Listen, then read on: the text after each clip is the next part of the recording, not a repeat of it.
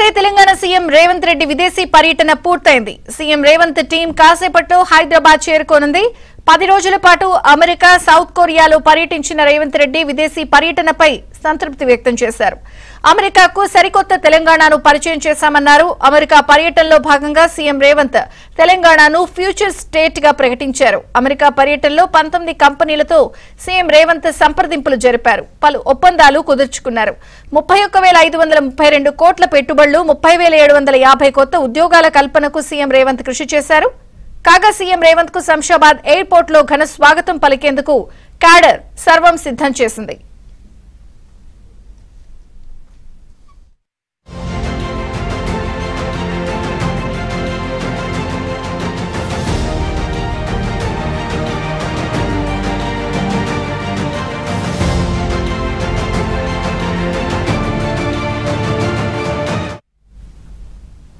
భారీ పెట్టుబడులే లక్ష్యంగా Telangana CM Revanth Reddy America పర్యటన, అలాగే సౌత్ కొరియా వెళ్లారు. ఆయన పర్యటన ముగిసింది. హైదరాబాద్ వస్తున్నారు.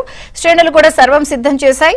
అయితే తెలంగాణను ఫ్యూచర్ స్టేట్ గా అమెరికాకు పరిచయం చేసి ఇక్కడ ఉన్నటువంటి అవకాశాలన్నీ కూడా చెప్పారు. అలాగే ఈ టూర్ సంతృప్తినిచ్చిందని అంటున్నారు. అప్డేట్స్ ని మా ప్రతినిధి సిద్ధార్థ లైవ్ లో అందిస్తారు. సిద్ధార్థ. థ్యాంక్ యూ విజయ చంద్రిక. 10 రోజుల విదేశీ పర్యటనను ముగించుకొని కాసేపట్లోనే సీఎం ఆయన టీము శంషాబాద్ ఎయిర్పోర్ట్కు రానున్నారు. ప్రస్తుతం మనం శంషాబాద్ ఎయిర్పోర్ట్లో ఉన్నాం. శంషాబాద్ ఎయిర్పోర్ట్లో సీఎంకి ఘన స్వాగతం పలికేందుకు కాంగ్రెస్ పార్టీకి సంబంధించినటువంటి నాయకులు, అదేవిధంగా కార్యకర్తలు ఒక్కొక్కరుగా శంషాబాద్ ఎయిర్పోర్టుకు చేరుకుంటున్నారు. ఇక దారి పొడవునా సీఎంకి ఘన స్వాగతం తెలుపుతూ, అదేవిధంగా వేలాది కోట్ల పెట్టుబడులను తెచ్చినందుకు కృతజ్ఞతలు తెలిపేందుకు కూడా కాంగ్రెస్ పార్టీ నాయకులు సిద్ధమయ్యారు. ఇక రేవంత్ తన పర్యటనను ఉద్దేశిస్తూ ఇటు అమెరికా పర్యటన కానీ, సౌత్ కొరియా పర్యటన కానీ విజయవంతమైందని చెప్పారు. దాంతోపాటు సంతృప్తిగా ఉందని కూడా చెప్పారు. 2 కీలకమైన ప్రకటనలు చేశారు సీఎం రేవంత్.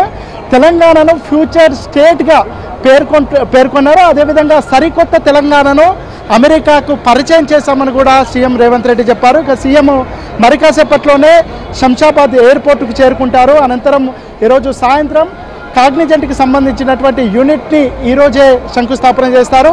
ఒప్పందం చేసుకున్నటువంటి 10 రోజుల్లోనే దీన్ని ఓపెన్ చేయడం గర్వకారణమని కాంగ్రెస్ పార్టీకి సంబంధించినటువంటి నేతలు చెప్తా ఉన్నారు. గతంలో కేటీఆర్ విదేశీ పర్యటనకు వెళ్ళినప్పటికంటే ఇప్పుడు సీఎం రేవంత్ రెడ్డి విదేశీ పర్యటనకు వెళ్ళినప్పుడు చాలా పెట్టుబడులు తెచ్చాడు.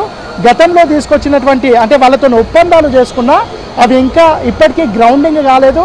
గతంలో ఒప్పందం చేసుకున్నటువంటి సంస్థలకు లీగల్గా లిటిగేషన్ ఉన్నటువంటి ల్యాండ్లను కట్టబెట్టడంతో ఆ కంపెనీలన్నీ మళ్ళీ తిరిగి వెళ్ళిపోతున్నటువంటి తరుణంలో సీఎం రేవంత్ రెడ్డి వాళ్ళతో మాట్లాడాడు.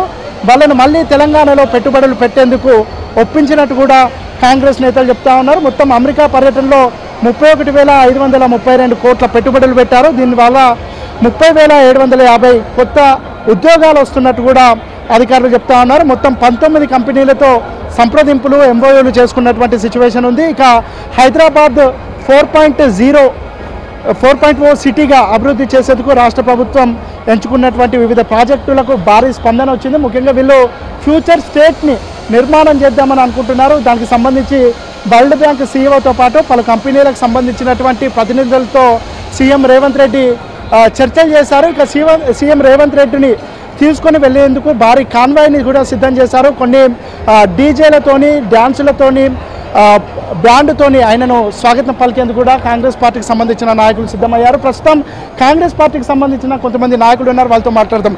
గతంలో కేటీఆర్ వెళ్ళినప్పుడు అత్యధిక పెట్టుబడులు వచ్చాయి.